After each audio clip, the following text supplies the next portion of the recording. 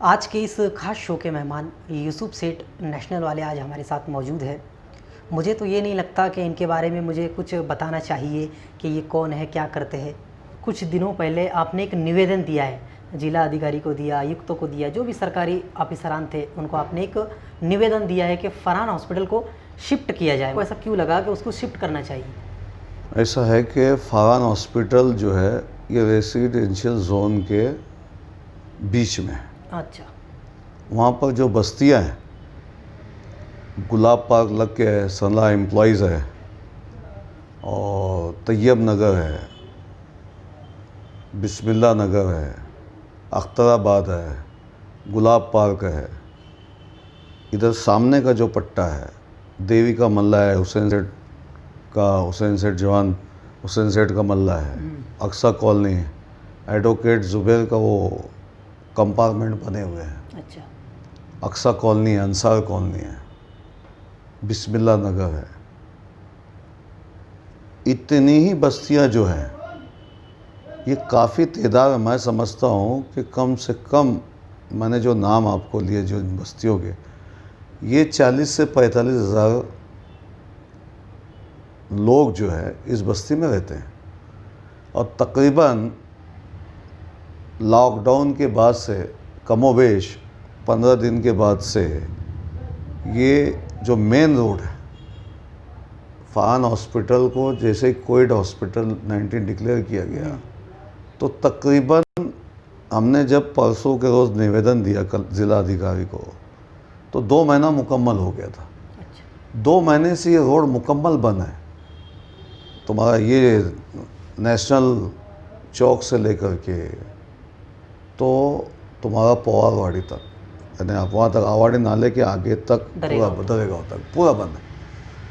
अब आप मुझे बताइए कि जीवन आवश्यक वस्तु जो ज़रूरियात ज़िंदगी है,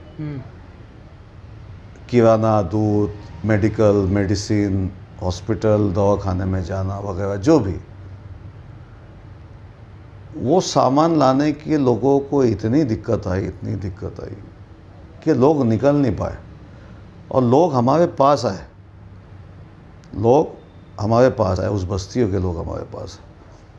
और जब हमने देखा कि वाकई मैं भी इसी बस्ती में रहता हूँ, अंसार कॉलोनी में रहता हूँ, लग करके है मेरा कारोबार भी लग करके है, तो मैंने भी महसूस किया कि यार बात तो सही है, ये रोड चालू होना चाहिए। और रेसिडेंशियल जो जोन है उसमें ये कोविड दिया गया है, जिसकी हाई सिक पेशेंट होने की वजह से उस बस्तियों के ऊपर उसके असरात मनफी ना जाए, वो बस्तियां बीमारी में ना मुब्तला हो जाए।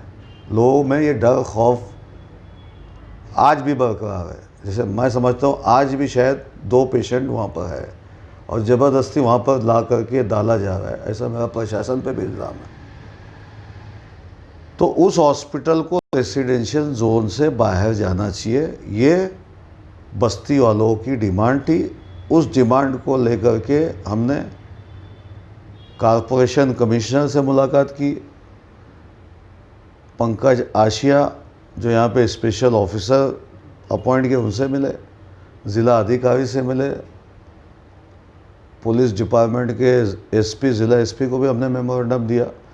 उन्होंने हमसे ये कहा कि भाई 2-4 दिन में हम लोग उसका हल तलाश करके उसको शिफ्ट करेंगे, ऐसा उन्होंने आश्वासन हमें दिया है। अगर नहीं होता है ये 2-4-8 दिन में जैसा कि डिपार्टमेंट ने कहा, तो बस्ती वाले जो है वो रोड पर आएंगे, धरने आंदोलन शुरू हो जाएंगे।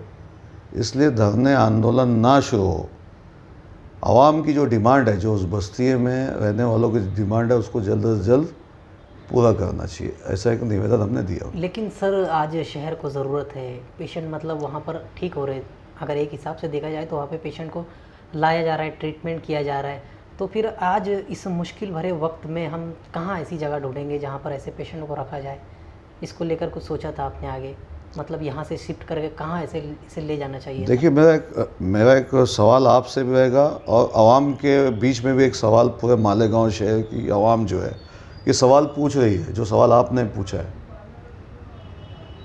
कि पेशेंट जो आएंगे उनकी सहूलत के लिए हॉस्पिटल होना चाहिए। बराबर, बराबर। मैं मानता हूँ बिल्कुल होना चाहिए, मैं आपकी राय से मुत्तफिक हूँ, और शायद मालेगांव भी है इससे मुत्तफिक है। लेकिन आपने देखा होगा 23 मार्च से जो लॉकडाउन हुआ,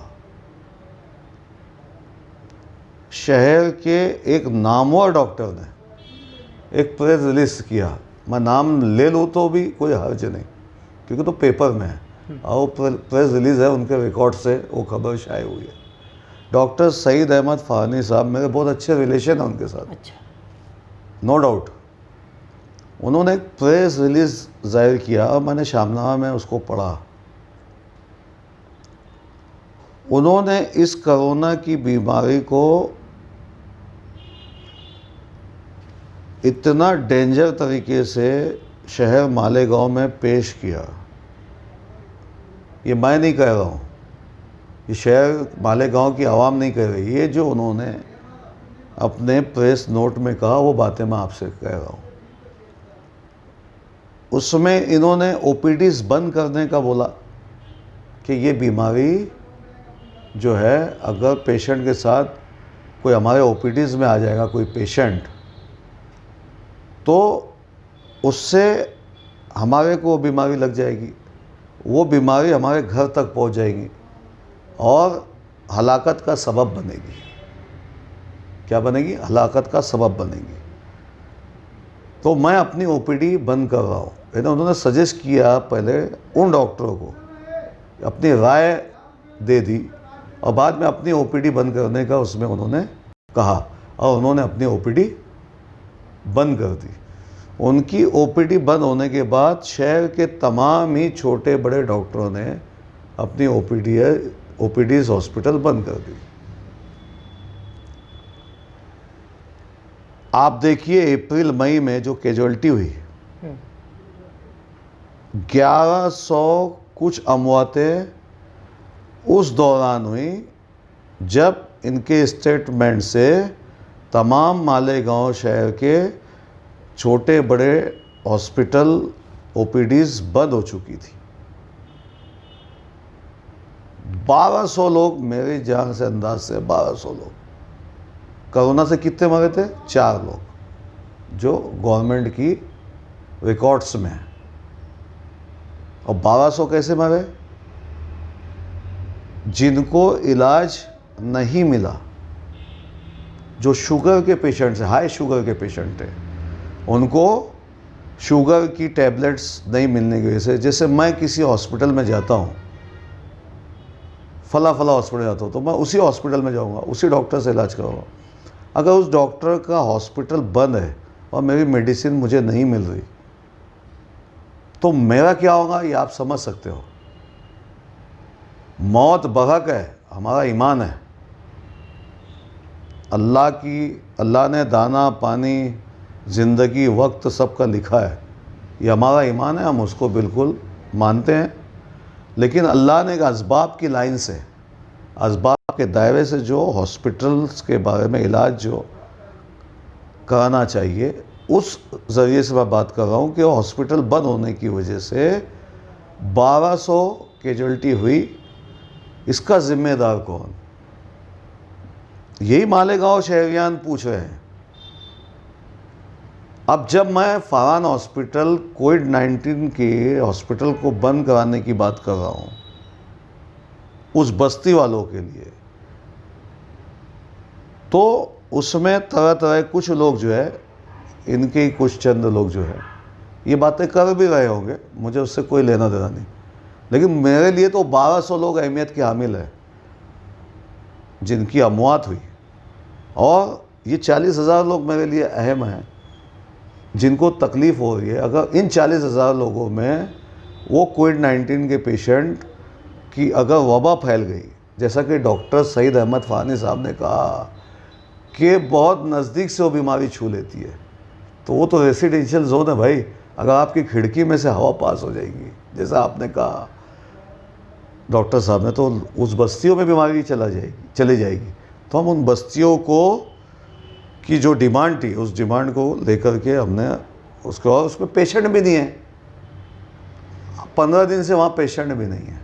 और कैजुअलिटी वहाँ पर कितनी हुई है, अगर मैं बताऊँ तो जैसे जीवन हॉस्पिटल में सबसे ज़्यादा कैजुअलिटी हुई, उसके बाद 2 नंबर पे फरहान हॉस्पिटल में कैजुअलिटी हुई।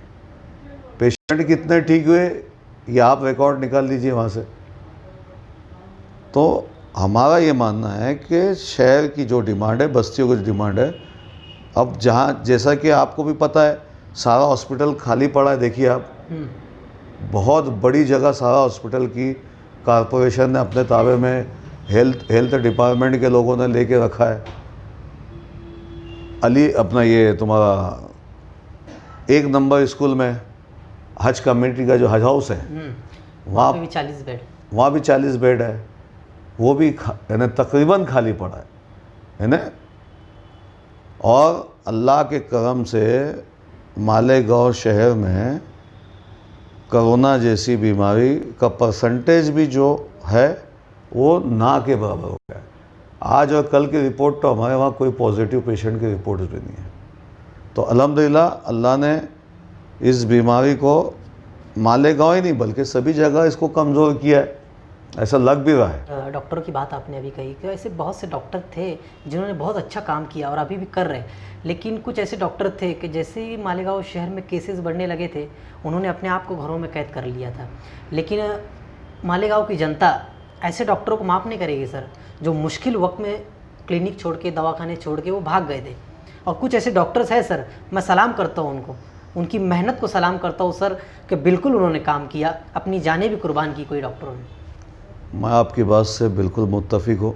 आपने देखा होगा हम शुरू दिन से दादा भूसे जो हमारे मिनिस्टर हैं उन्होंने सर्वपक्षीय बैठक बुलाई थी, प्रेस कॉन्फ्रेंस ली थी, उसमें भी मैंने उनसे कहा था, ये बहुत यानी स्टार्टिंग की बातें मैं आपसे बता रहा हूँ कि हम लोग जब कोरोना के दौर में हम लोग गुजरे हैं, लोगों से हाथ जोड़ के चौक चौराहे पे इधर उधर बहुत मिनती की कि आप घरों में बैठे। और जब ये सिलसिला शुरू हुआ तो हमने बोला था कि ओपीडीज़ को चालू करवाई तो 95% हमारा मसला शहर का हल हो जाएगा। दादा बहू से ये बात हुई थी, उन्होंने कहा था कि मैं कलेक्टर को बोल करके चालू कराता हूँ। और जो एक बात आपने कही, मैं बिलखुसूस BUMS डॉक्टर्स जो हमारे छोटे डॉक्टर्स हैं जो बेचारे 20 रुपये 30 रुपये में लोगों को ठीक कर देते हैं, ऐसे लोगों को सलाम करता हूँ मैं खुद, क्योंकि मैंने देखा उनकी मेहनत। मेरे पास लिस्ट है, अभी मैं उनका नाम नहीं लेना चाहता। मैं खुद देखा हूँ ना वो सब। नहीं, मैं अभी उनका नाम अब नहीं लूँगा ऐसे, क्योंकि मैं एक मीडिया को इंटरव्यू दे रहा हूँ। मुझे पता है किन किन डॉक्टरों ने अपनी जानों पर खेल करके पेशेंटों की जान बचाई, अपने आप को हलाकत में भी डाला, ऐसे भी डॉक्टर्स हैं। और हम एक बहुत बड़ा प्रोग्राम उनके एजाज़ में करने वाले, अल्लाह ने उनको कबूल किया, अल्लाह ने उनको हिदायत दी, उनके दिलों के अंदर राई के दाने के बराबर ईमान था, इसीलिए उन्होंने अपना फ़र्ज़ पूरा, अल्लाह ने उनको मसीहा बनाया। सर मेरा कहना ऐसा है कि मालेगांव शहर को कोरोना से, ये मेरा पर्सनल ये स्टेटमेंट है, मालेगांव शहर को कोरोना से असल बचाने वाले लोग BUMS डॉक्टर है सर। बिल्कुल मैं आपकी बात मानता हूँ कि कोरोना से मुक्त मालेगांव को कराने में BUMS डॉक्टर का बहुत बड़ा रोल, बहुत बड़ा हाथ है। और अल्लाह ने उनको हिदायत दे रखी थी, उन्होंने अपनी जानों को हलाकत में भी डाला और लोगों को इस बीमारी का इलाज उन्होंने बिला तफरीक किया।